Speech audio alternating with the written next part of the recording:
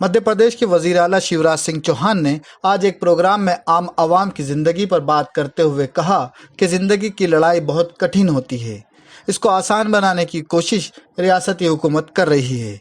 इसीलिए अनाज में गेहूं और चावल गरीबों के लिए 1 रुपये किलो कर दिया है। उन्होंने कहा कि हमारी कोशिश है कि आने वाले 3-4 साल में कोई भी बिना छत के नहीं रहे।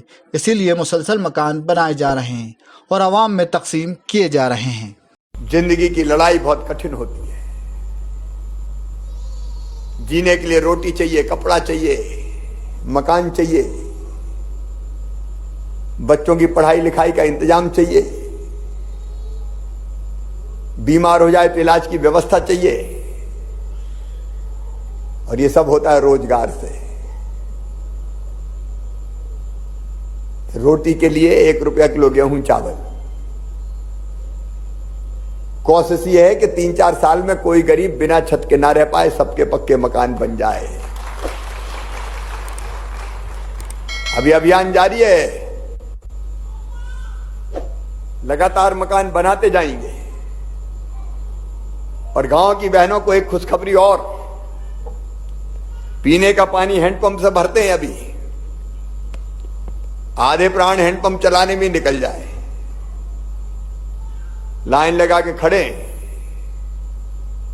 और गर्मियों में तो पानी नीचे चला जाए तो बार बार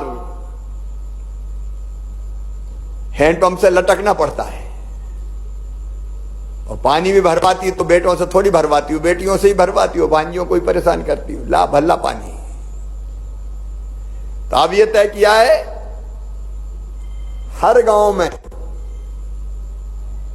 पाइपलाइन डाल के और घर में टोंटी वाला नल लगा के पीने का पानी देंगे, ताकि टोंटी खोलें तो पानी झरझर आ जाए और गुंड गगरा भर जाए। 3 साल लगेंगे। इस साल लगभग हम 26 लाख घरों में नल कनेक्शन देंगे। योजना बनती जाएगी और पानी गांव में घर में पहुंचता जाएगा।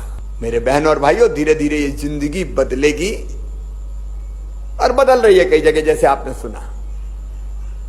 घर में खुशियां आएंगी, हमारे बच्चे भी खेलेंगे, कूदेंगे, पढ़ेंगे, लिखेंगे,